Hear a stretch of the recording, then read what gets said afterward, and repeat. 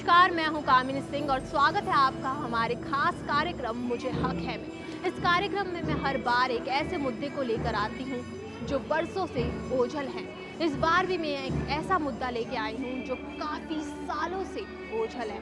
हम बात कर रहे हैं उन तिब्बतियों की जो आज शरणार्थी बन गए हैं। सवाल ये है कि क्या इन शरणार्थियों को फिर से अपने देश में शरण मिलेगी या नहीं।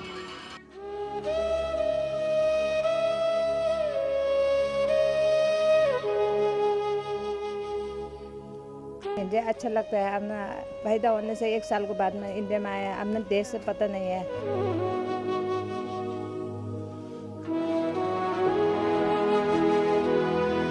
आज़ादी चाहते हैं ना, आज़ादी के लिए हम बहुत कोशिश करते हैं। कभी तो हम देश से मिलेगा, जरूर मिलेगा।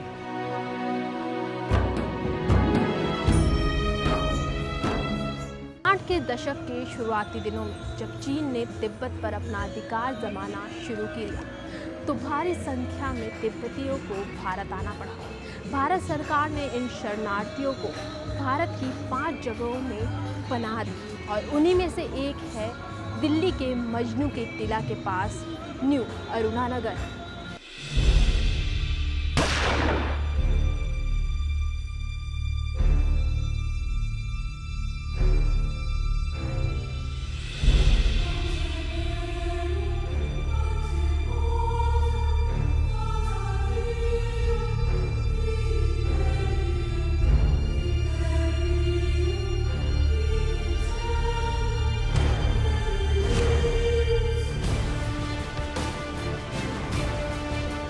सालों साल चीनी हुकूमत के कदमों तले जिंदगी बिताने को मजबूर तिब्बतियों के सब्र की डोर अब टूटने लगी है।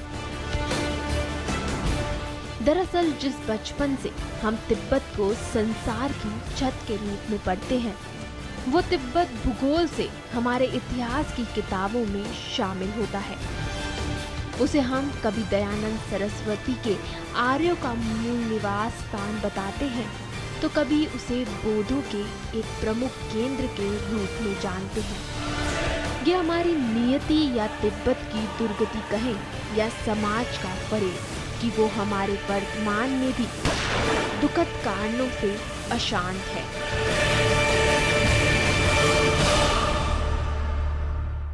1950 के दौरान चीन ने तिब्बत के आंतरिक मामलों में दखल देना शुरू कर दिया था।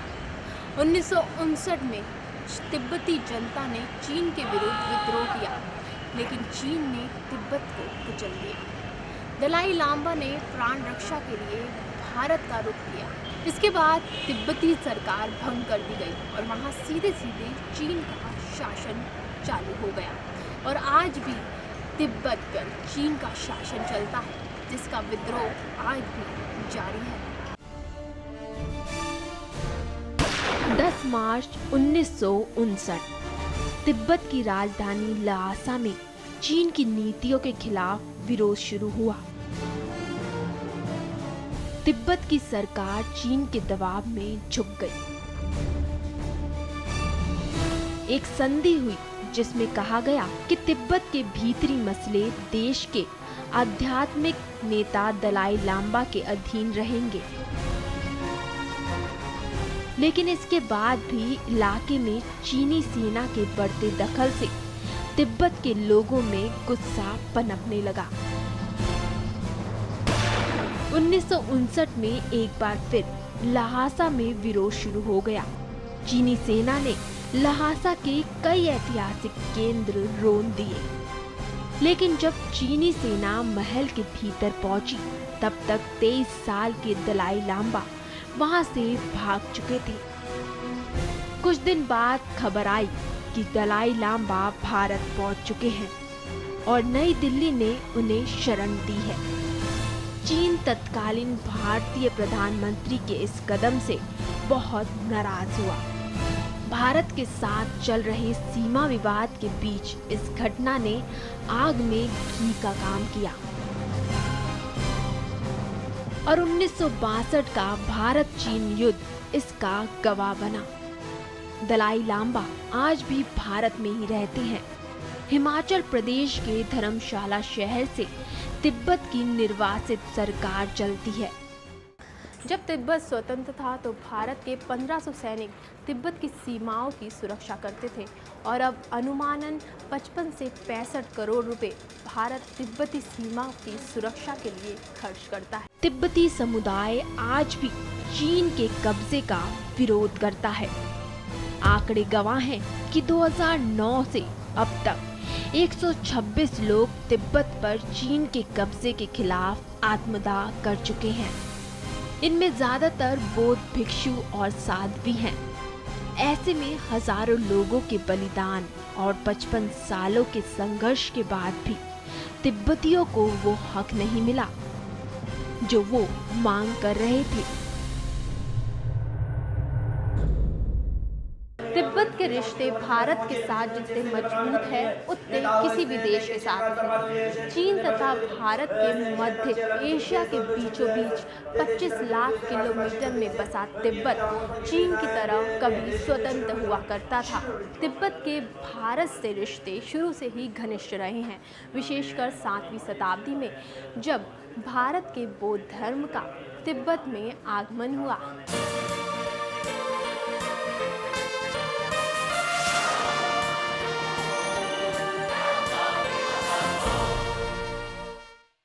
तिब्बत से दूर यहाँ एक छोटा सा तिब्बत बसा हुआ है, जहाँ पर आपको तिब्बत के लोग दिखाई देंगे, जहाँ पर आपको तिब्बत की खुशबू सुनाई देगी और साथ साथ तिब्बत की संस्कृति और तिब्बत का कल्चर भी आपको यहाँ पर देखने को मिलेगा।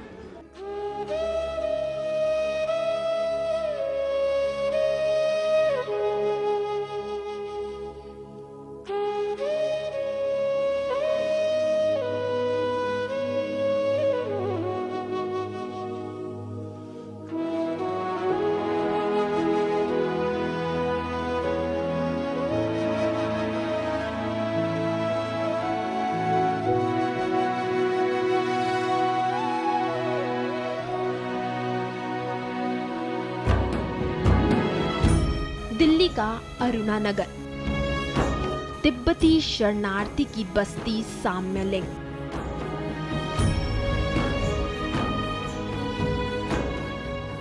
एक तिब्बती मंदिर में इकट्ठा हुए लोग पूजा में लीन हैं। ये सब अपने अच्छे भविष्य की कामना के साथ साथ खुश हैं कि अपने देश से मीलों दूर दिल्ली की इन गलियों में वो अपनापन महसूस कर रहे हैं।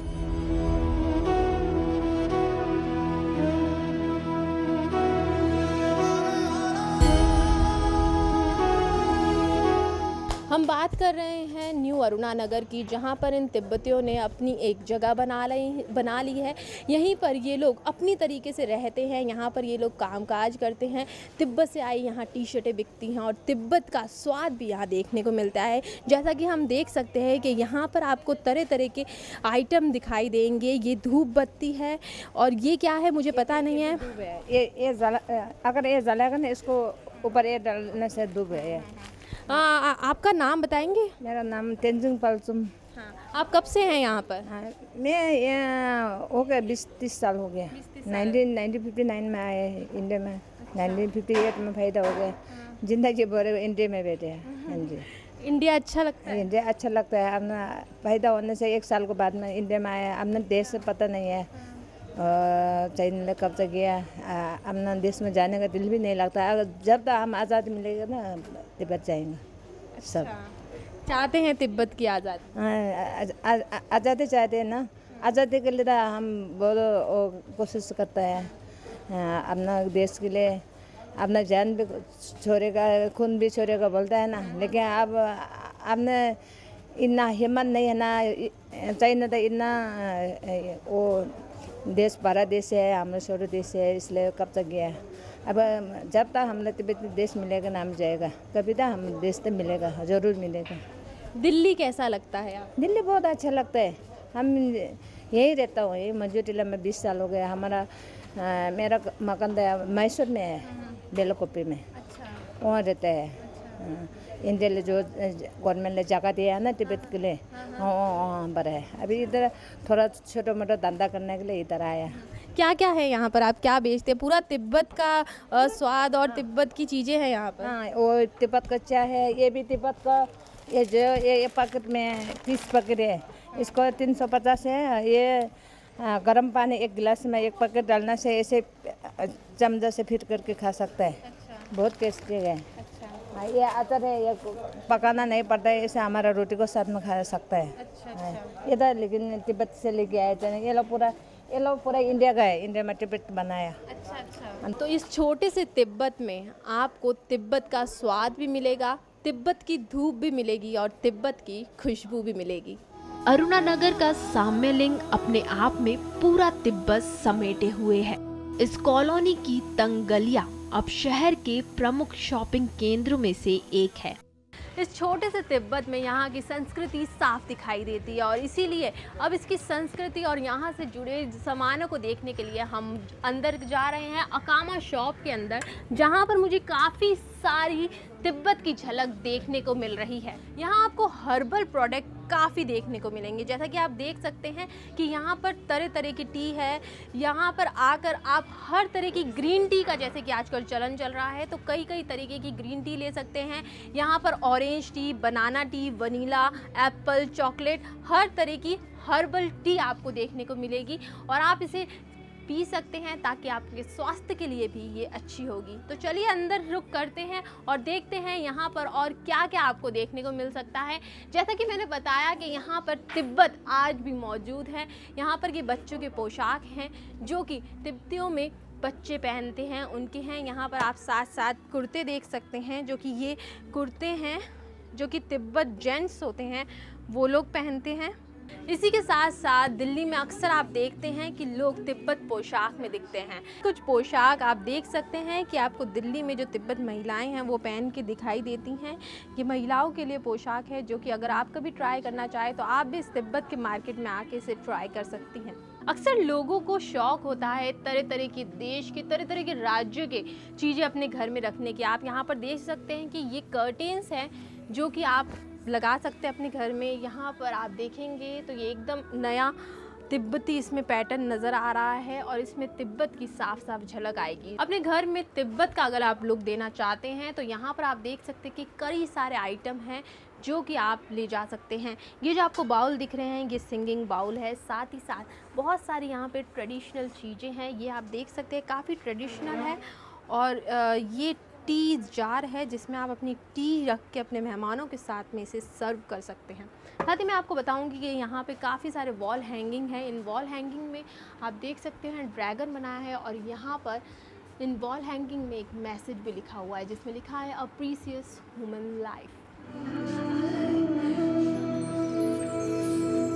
पहाड़ी संस्कृति और बोझ संगीत ऐसा एहसास दिलाता है मानो कोई दिल्ली नहीं बल्कि तिब्बत की गलियों में घूम रहा हो।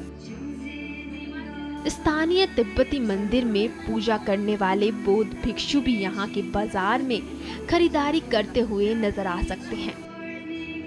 थोड़ी थोड़ी दूरी पर चाय के स्टॉल और खाने पीने की दुकानों पर तिब्बती नौजवानों का जमघट भी आम बात है। इन इलाकों में रहने वाले तिब्बती युवक युवतियों को अन्य शहरों के मुकाबले दिल्ली बहुत अच्छी लगती है, लेकिन एक चीज भी है हक की। तिब्बतवासी हमेशा से खामोश रहे हैं। शांति से इन्होंने हर जंग को जीतने की कोशिश की है। जहां हम अरुणानगर की ये शॉप में घुसे हैं, यहाँ पर आपको तिब्बत का सारा नज़ारा दिखाई देगा। तिब्बती किस तरीके से कपड़े पहनते हैं ये सारे कपड़े आप यहाँ देख सकते हैं। इनकी पोशाकें यहाँ पर मिलेगी।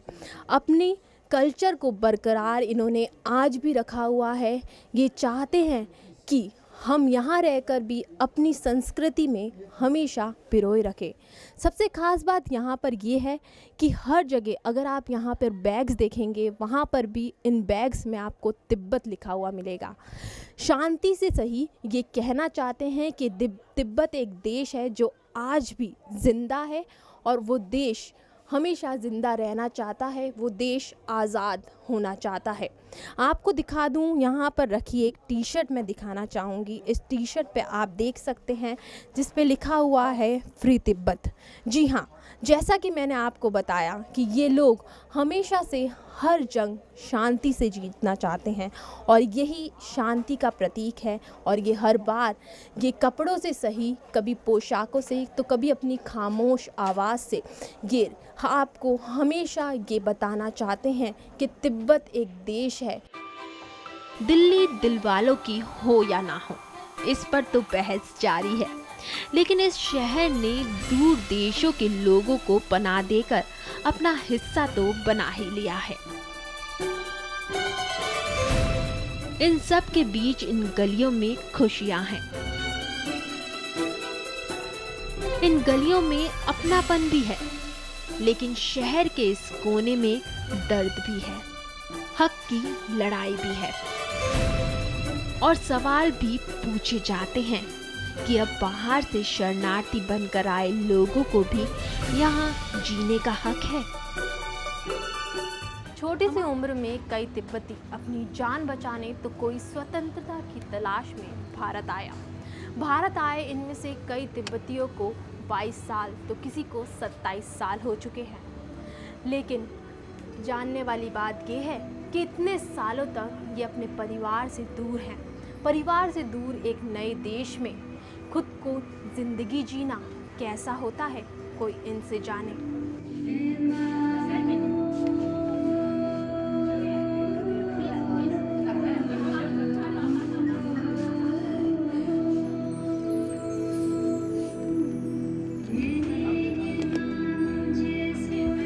दिल्ली में 2004 से उससे पहले कहाँ थे? उससे पहले मैं हिमाचल में स्कूल में पढ़ा था।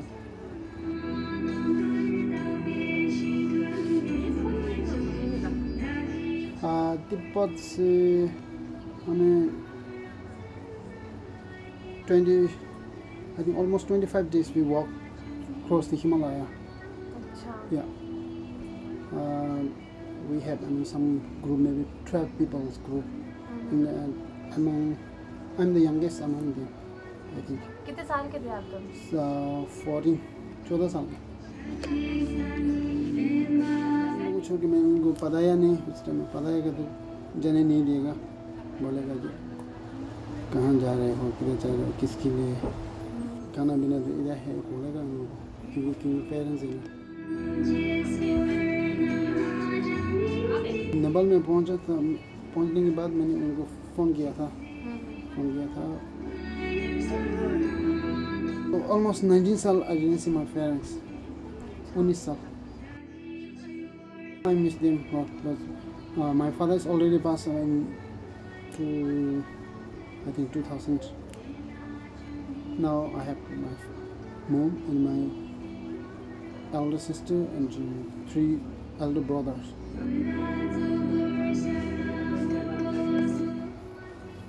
वैसे क्लास 10 तक हमें स्कूल में गया था, क्योंकि हमें स्कूल फीस मिल रहा है। और उसके बाद मैंने देहरादून में मैकेनिक ट्रेनिंग किया। मैं 6 महीना मैंने देहरादून में काम किया था, लेकिन तनख्वाह तो नहीं है, वो ट्रेनिंग की तरह है। महीना में 1200 है, एक महीना का 1200, क्योंकि हम ट्रेनिंग के नाम से हम काम कर रहे हैं ना। मारुति का एक एजेंसी था, उसमें मैं काम किया, लेकिन कम ज़्यादा सीख रहा नहीं, क्योंकि लैंग्वेज का प्रॉब्लम है। और मैकेनिक, सीनियर मैकेनिक सिंपल अच्छा सीखने वाला है, फिर तो सिर्फ दोनों वॉश करना हुए है कार। फिर तो मैंने वही काम छोड़ दिया, फिर दिल्ली में आ गया मैंने। और मेरा क्या बोलेगा उसको, जीजा बोलेगा ना, जीजा का साथ छोटा छोटा बिजनेस कर दिया।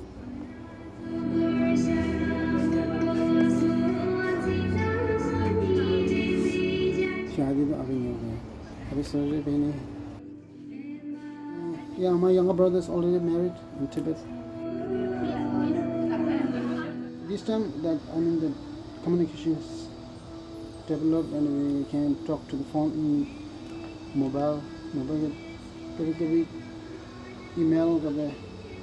To my younger brother we can write emails and something because he knows English and Chinese, but for the elder, my mom, she can read.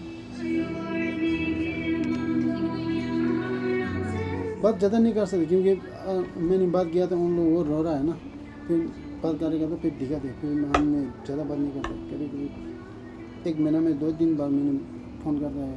अच्छा, क्योंकि अगर मैं बात करेगा तो वो उधर परेशानी हो रहा है ना। जब आप वहाँ से आए थे तिब्बत से इंडिया, कैसे हालात थे वहाँ पर, क्या माहौल था वहाँ पर? मैंने कुछ फ्री तिब्बत के लिए कुछ बात किया है, कुछ लिखा है। इसी तरह अगर पुलिस पता चल गया तो आप पुलिस सीधा आएगा, अगर कोई रीज़न नहीं ले जाएगा, फिर उसके बाद आप दिखा भी नहीं देगा, नज़र भी नहीं आएगा किधर गया, कहाँ है, मार गया और जेल में है, कुछ पता नहीं चलेगा। ऐसे होता है, इसलिए सबको कुछ कर नहीं सकता है। यहाँ पर कैसा लगता है? यहाँ में तो हम अगर कुछ गलती होगा तो हम गलती, तुम्हारी गलती ये हम बोल सकते हैं ना गवर्नमेंट को।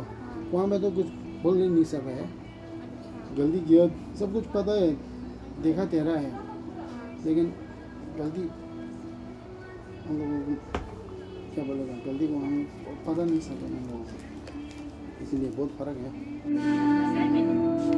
क्योंकि तिब्बत में प्रॉब्लम क्या है कि अब लैंग्वेज सब चेंज हो रहा है, लैंग्वेज चेंज हो रही है। ऑफिशियल लैंग्वेज सब चाइनीज़ है, मतलब ऑफिशियल लैंग्वेज चाइनीज़ बना के तो और यूथ लोगों चाइनीज़ की तरफ जा रहा है।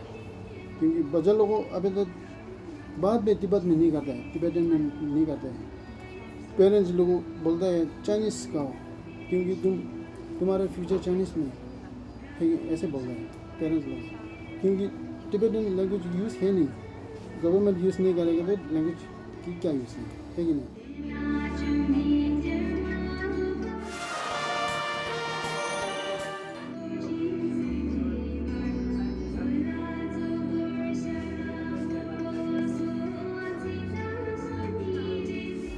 मैं 1997 में अकेले? अकेले नहीं, किसी को पैसा दे के वहाँ से लेने वाला आदमी है, हाँ। तो उन लोगों के साथ आए।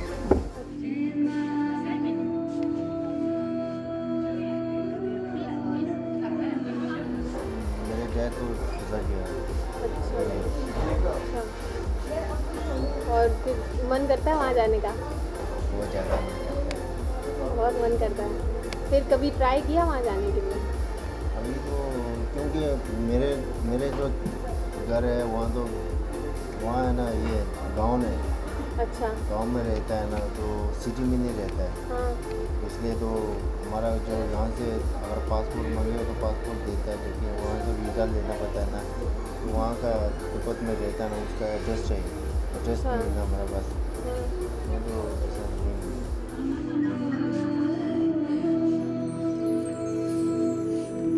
तो यहाँ का लोगों आदमी आता है और ये दिल्ली यूनिवर्सिटी का स्टूडेंट आता है। अच्छा, पसंद आता है उनको आपके? बहुत ज़्यादा पसंद करते हैं।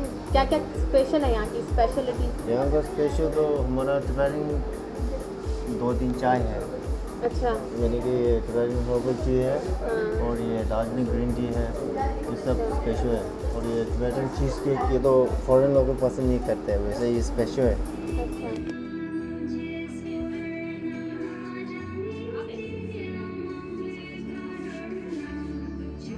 हिमाचल ये हमारा गवर्नमेंट स्कूल है यहाँ। अच्छा। 4-5 गवर्नमेंट स्कूल है हाँ हाँ। वहाँ गया। इसके बाद मैंने स्पेशलाइज किया है, डिप्लोमा कोर्स किया है बेकरी बेकरी में? अच्छा। बेकरी एंड कन्फेक्शनरी का। अच्छा।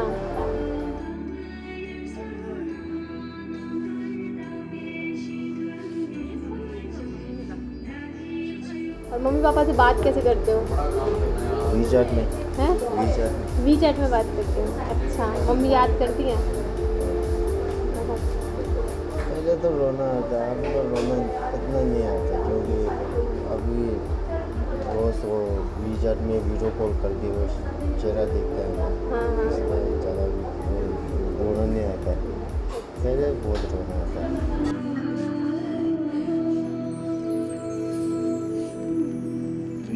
इस छोटे से तिब्बत में हमारा सफ़र यहीं खत्म होता है, लेकिन इस बार का ये सफ़र हमें खुद एक सवालों के बीच में छोड़कर चला गया है। क्या इन शरणार्थियों को खुद अपने देश में कभी शरण मिल पाएगी? नमस्कार।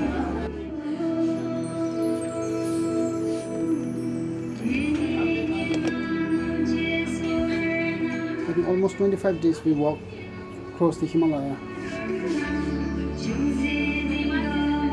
बात ज़्यादा नहीं कर सकते क्योंकि मैंने बात किया था उन लोग वो रो रहा है ना। ये हम बोल सकते हैं ना गवर्नमेंट को, वहाँ पे तो कुछ बोल नहीं सकता है। पेरेंट्स लोग बोलते हैं चाइनीज़ का